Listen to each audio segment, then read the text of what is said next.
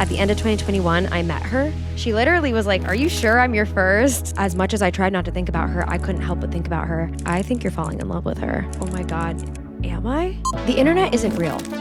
We're the directors of our own movies when we post online. We choose what makes the cut for our audience. I'm choosing to bring back authenticity to my highlight reel, and hopefully this inspires others to do the same. From past untold stories to my opinions today to candid conversations with your favorite creators, I'm Niki Demar, and it's time to get real.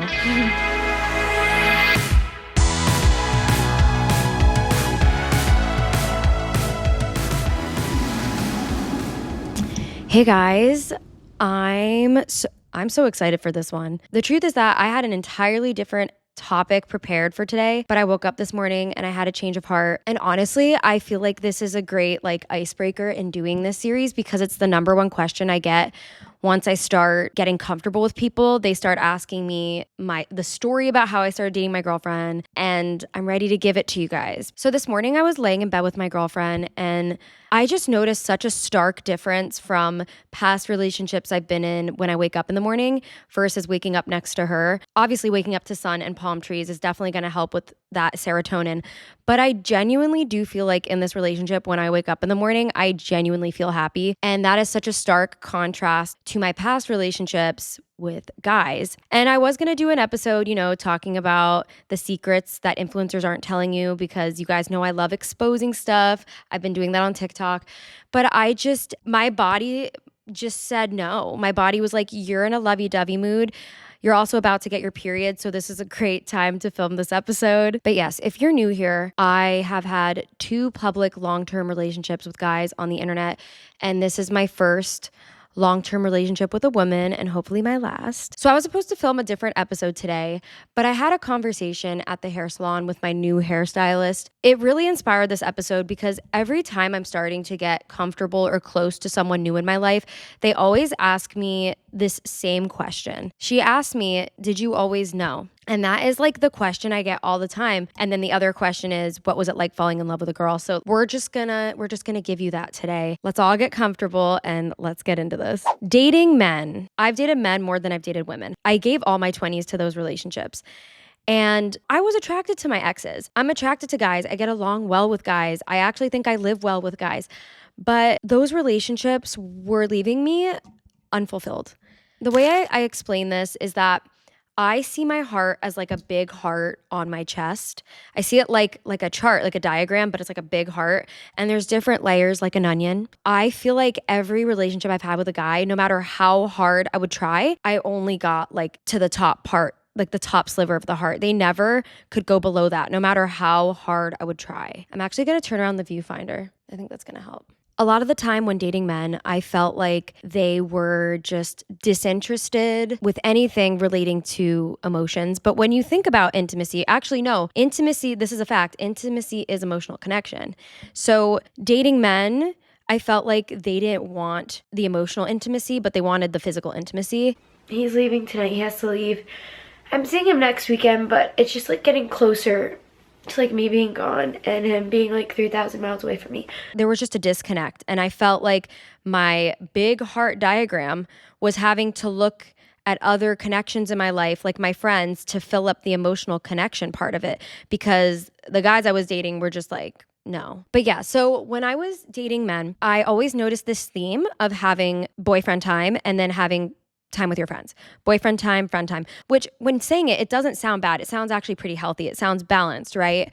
But when I was in college, I was definitely having equal friend time as I was boyfriend time. So everything felt pretty normal. But once everyone started moving on in life and getting married or moving away because of their jobs, and the friend group started dissipating, I was forced with just that little sliver of what my boyfriend was able to give me. And I had to look at myself in the mirror and realize that, maybe I was leaning on my friends a little too much for the emotional depth that I wasn't getting from that relationship. I started to realize, I could date this person that doesn't like how emotional I am, and I can keep beating myself up for being emotional, or I can just start coming to peace with it and start to embrace that part of me. Maybe it's a good thing I'm sensitive. Maybe it's a good thing I'm an overthinker and I'm emotional. Maybe that isn't a part of myself that I have to shame. Maybe I'm just with the wrong person. It wasn't until the pandemic around 2020 where I started loving myself for everything. And that's why I even have this tattoo with like the crying heart emoji and it says self-love. I've always been like told, you're so emotional, you're so sensitive. And I'm like, but we love that about me. I realized, oh, this is adulting. It's just going to get lonelier and lonelier. If it already feels this lonely and my friends aren't married with kids yet, I can't imagine what it's going to feel like. I guess in this moment, I realized my standards were raising and I was learning more about my needs. In 2021, I threw my hands in the air and I said, this is living like this is uncomfortable. I feel so, empty. I started traveling. I started saying yes to everything. Cause like when you got nothing to lose and you give up, it's kind of when everything comes in, because that's the year that this connection kind of introduced herself into my life. At the end of 2021, I met her, but that was a confusing time, as you can imagine. If you guys have been here for a while, if you guys have been watching me for years, you guys know that my gay awakening was America's Next Top Model Cycle 5, Kim Stolz. She was a contestant who was a mask presenting lesbian, and all the girls in the house were so fascinated by her, as was I. I think she's a lot of people's gay awakenings. If you're a millennial, I don't know, she was attractive, and that's how it started. I had these thoughts and these feelings and I didn't want to give in to that. Looking back at my friendships from middle school and onward,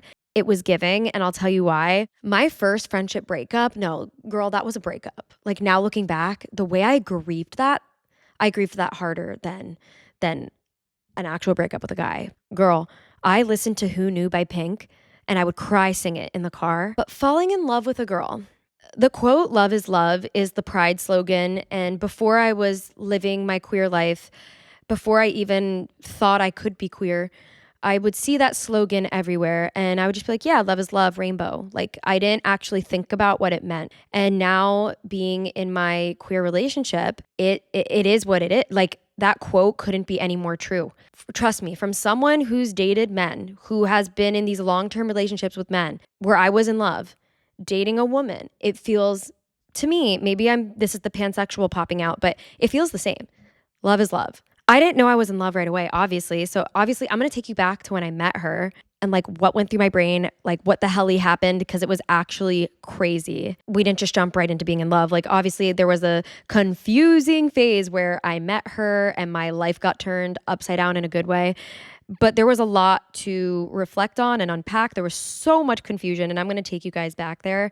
So in 2021, after the pandemic, I had started giving up on trying to find that feeling, on trying to find that person that could meet the bottom layer of my heart with my family, with friends, even in my relationship. I just felt like I was constantly being like rejected. So in 2021, I was hitting rock bottom. I was medicated. I was traveling. I was saying yes to everything. I was also doing like manifestation meditations. I remember doing a manifestation meditation, and when I opened my eyes, I looked out the window and I saw an airplane in the sky. And that told me that whatever I was searching for, this feeling, this deep level connection, it was not where I was. I had to get on an airplane to find that relationship, connection, that friendship. And I also was having urges at the time to want to move to LA, but we're not going to go there.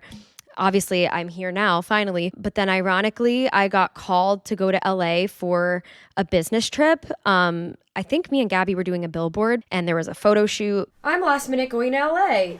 Okay, so let's rewind a second. If you guys aren't familiar with me, I do have a channel called Niki and Gabby that has been on YouTube for quite a while. So recently we got reached out to by a brand that wanted to send us to LA for a special, really, really big, exciting shoot. So I'm so excited for this trip. You know, typical Niki and Gabby normal shit. I was doing a billboard. So I go on this trip and my music manager at the time is like, you know what, you should probably do a songwriting session. And at the time, Jules, my partner now, her manager was best friends with my music manager and she happened to be available. So they set up a session. As I pull up on Jules's doorstep to do a session with her, and as I'm walking up to her doorstep, reaches out to me. And I have not heard from him in like 6 years. I don't know, it was crazy. And it triggered my anxiety. And as I was walking up to Jules's doorstep, she was outside ready to greet me. And I start crying. And I said, oh my God, I'm so sorry. I don't normally do this. I roll. I always cry. So I said to her, I don't normally do this. I'm sorry, but one of my exes reached out to me and I'm having an emotional response. And she was like, oh my God, like no, come in. Like, let's have a seat. Like, we'll get into the session later, but I just want to make sure you feel good.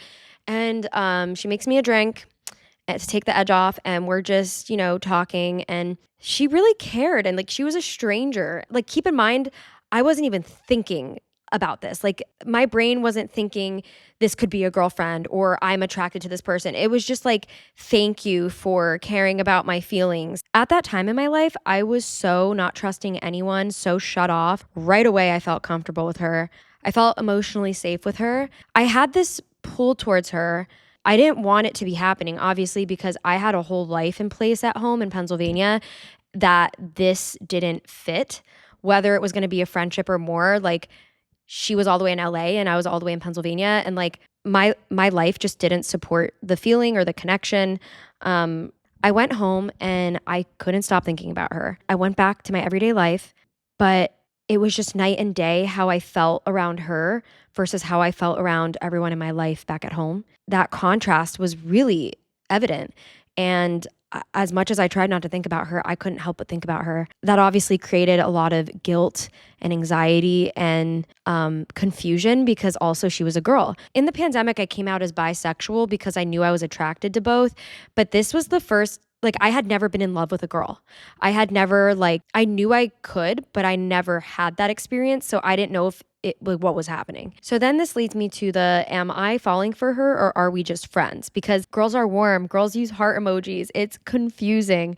So as much as I tried rejecting that I was very enticed by this person, I clearly would like rewatch my stories and see if they watched my stories. And I would see, are they the first person watching my stories? And then that led into, oh, I'm going to post this for her. Oh, I want attention from her. And these are things that you can't control. Like, these are just urges. I didn't want to be feeling this way, but I was feeling this way. This is proof that falling for a girl was a very emotional thing, especially in the beginning, because I didn't even know, we weren't even physical. Like, I didn't even know what to picture. Like, I was just thinking about her so much. Something else to note that's very different. She wanted to FaceTime right away. This was just a whole different experience.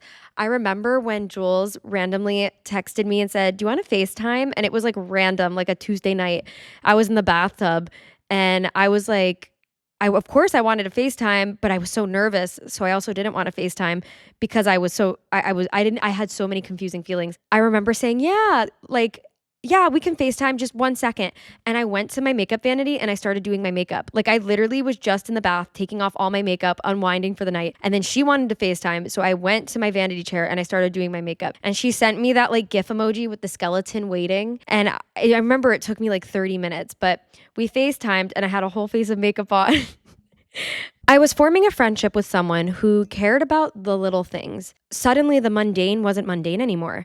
Even if all I had to do in a day was run errands and edit a video, knowing that she was on the other end wanting to know about it and wanting to make me laugh through it, that made the mundane better. Fast forward, we're confused. My life coach comes over. We do a session in person. Normally it's like on the phone or on Zoom, but she's coming to the apartment. Like, we're in crisis. And she looks at me. We're sitting on my closet floor and she goes, I think you're falling in love with her. I remember almost like being like, oh my God, am I? Is this what it feels like? Because I had never fallen in love with a girl. I didn't know. I knew that I had met someone who I prayed for, who I prayed about, who I prayed to meet. I wanted that person that met my bottom layer, who brought out the kid in me, that made life not so scary and serious, and someone that was a life partner, that made everyday life great. But there was that confusing period where I wanted to explore it and I wanted to lean into it, but I had to make a lot of life changes. I had to adjust my life. Like, it's not fair to other people. It's not fair to lie to other people.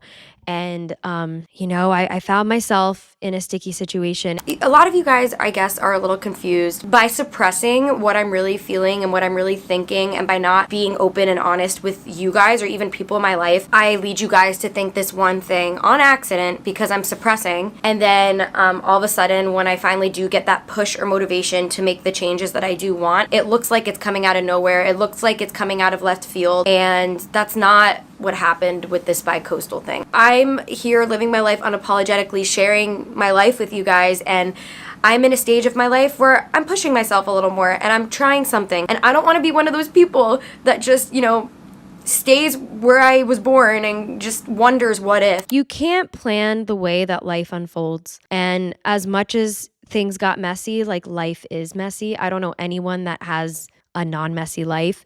And I think it's even harder being in the public eye, making mistakes and being messy. People, like, I have a lot of friends that aren't public figures, and they say to me, girl, if I had an audience, like, I wouldn't be able to get away with what I get away with in my everyday life. Like, I love laying low off the grid. I like making decisions and doing what I want and nobody knowing anything about it. And that's, something that I don't have as like a public figure. And that's something I realized during that time. Niki is being secretive to push her music. Niki and Gabby were being secretive about their relationships to push their music. I'm going to say right now that it has actually made my life very hard. I relied on being an open book on my channel. I relied on my personal life. And as of the last 6 months, I haven't been able to rely on my personal life. Nothing good comes from secrets. I think people feel better when they're just living their truth loud and proud. And the reason I haven't opened up is because my life and what I put out there online to this big platform, it affects other people. If I was just thinking about myself, I would just be saying everything right now. And that was the start of when I started pulling away from my audience, from you guys, because I was trying to figure out myself. I obviously leaned into these feelings. At the end of the day, intimacy is an emotional thing. First, the feelings have to be there and the attraction, and then the physical is just awesome. Because if you're attracted to someone and you're into who they are, you're gonna love like seeing their most vulnerable, intimate parts of them. And like, obviously, I was a new gay. I had to learn some things, but I mean, Jules was very shocked that I wasn't with women before her. She literally was like, "Are you sure I'm your first?" So like, I think a lot of it is instinct, the same way that hetero people just know what to do when they're being physically intimate. I think it's the same thing. If you are queer, it like your intuition comes out, like who you always were comes out, and it feels natural. And it, I have been with guys and I'm now with a girl, and I mean, it's the same feeling. Love is love. Like when you're in love and you want to have fun, take the edge off, be intimate, show each other how much you love each other, it's the same thing. I do think there's this misconception though that gay sex is just all about being hot and heavy, and like it's all about like it's gross and it's sexual and it's not love and it's lust. There's this misconception that gay intimacy is lust. And I'm here to say that is not true. It's love. Love is love. Obviously, you can lust after your partner. When I was with guys, I would lust after them. If I have to compare the two, obviously, I prefer what I'm in right now. Coming from having years of riding the blank, my parents are going to hate me for how I'm talking about on this podcast or on this series. Because I'm an emotional person, the emotional intimacy really does it for me. Like the eye contact does it for me. I can tell every single day in my relationship that my partner loves me, loves the shit out of me. And I can confidently say that. And she confidently knows I'm in love with her. In my past relationships, I always wanted my significant other's eyes to show how in love they are with me. And I never got that. And when I look at her, like when we make our eye contact, whether it be like waking up in the morning or finishing being intimate or even just like watching a TV show, like when we like literally make eye contact, she looks at me in a way that like I never thought someone was ever going to look at me. And that's all that should matter. I used to think that, okay, I'm going to walk down the aisle and one day and my partner's just not going to cry. They're just going to like, or I'm going to have a baby one day and they're not going to cry. I wanted to feel special. I think everyone deserves to feel special in their relationships. Life has a way of beating you down. Life is hard. And I'm still in my prime. I'm 30. Life is easy. Like my parents are alive. I'm healthy. Like things are still easy. But obviously there's growing pains. Life has a weird way of, bringing you up and dropping you down. And life is like this. And at the end of the day, like you You deserve to feel special. You deserve to feel loved. Had I not given myself the chance to just be me and explore that side of me, I could have missed out on the happiest chapter of my life. And that's why I wanted to do this episode. And that's why I wanted to share this with you guys, because I'm sure there are lots of you guys in similar situations that I was in, where you wake up in the morning and you are in a relationship and you still don't feel like anyone cares. Because just because you have a boyfriend, it doesn't mean that you feel cared about. It doesn't mean that you feel like your life matters or that you're important. You deserve to feel important. God, I wish Jules was here right now. This is like, obviously life isn't perfect. And I'm not sitting here saying I'm in the most perfect relationship. Obviously, me and Jules have our flaws. And I have many, many, many episodes to give you guys on things I haven't shared on the internet, things that she's had to deal with being my partner, because it's things that I'm dealing with that we need to work on. Like, there are so many layers. And I do want to start being real about this stuff to just make you guys feel less alone and to feel comforted and to help you guys out. This episode is about falling in love with a girl. I can do a whole separate episode on what it's like to date a girl and be in a relationship with a girl. I just did the falling in love part, and I'm definitely so grateful. And I think some of the best advice I was ever given, this is so fucking random. I was rooming with a YouTuber in LA at the time. I was being bi-coastal. I had a roommate in LA and I had an apartment in Pennsylvania. And some of the best advice I got was from this YouTuber's cleaning lady, because I was rooming with a YouTuber, and she said to me, well, I actually asked her, what do I do? Like, I was so desperate at the time. And she said to me, look at your life like a movie and pretend you're watching the movie and you're the audience, and you right now is the main character and you're watching your life and it's playing in front of you like a movie. What would you want her to do next? What would you be rooting for the character to do? What would you be mad at if the character made this decision? What would make you throw the popcorn at the TV and be like, what the hell? Why are you doing that? You're crazy. You're stupid. It's like when you're watching a horror movie, like, what would you do? That gave me my answer. I wanted this chapter for myself. I wanted to explore this connection. I had to make really hard changes. And that's what happened. I get a lot of DMs with girls saying that they are bi or pan or bi-curious. And some people have said to me, I'm wanting to break up with my boyfriend so I can explore my sexuality. Girl, I've been there. And my advice is to just stop trying to shrink yourself for the comfort of other people. Everyone around you, I'm sure, is very comfortable in their life. So why isn't it okay for you to be comfortable? If you being yourself and saying your sexuality out loud and living your truth, if that makes other people uncomfortable and it makes them not want to be in your life, then open the damn door. Like, I had suppressed myself for so long to where I found myself in situations that real Nikki would never be in. Like, my higher self would never be in these situations, but I had to put myself in some really fucked situations to sit and look around and be like, these people are so comfortable saying these things all around me, saying homophobic things, being dickheads, like just not treating me right. But I'm the one uncomfortable and hurting myself. I had to wake up and be like, how did I get here? I don't want you guys to feel pressure to like, oh my God, I have to change my life today. It will happen when it's supposed to. I believe in timing.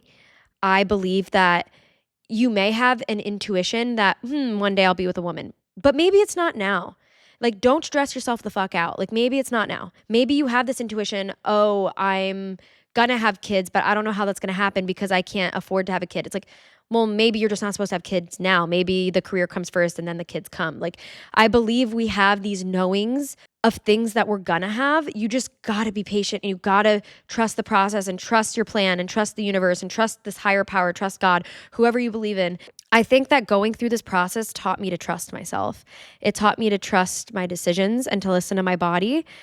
And as long as you're honoring your present self and doing what you can to make yourself comfortable and loving on yourself, life will line up. It obviously, you got to be patient. Patience is something I've really had to work on. Being like an influencer and being able to post within seconds and having views within seconds and that instant gratification, I tried applying to life, but life does not work that way, the way that posting on the internet works. Life takes time and good things take time. If if good things were easy, everyone would have good things all the time. And that's just not how it works. So that's my little advice here. I love you guys so much. And Jules, I love you. Jules, baby, I love you. Love you.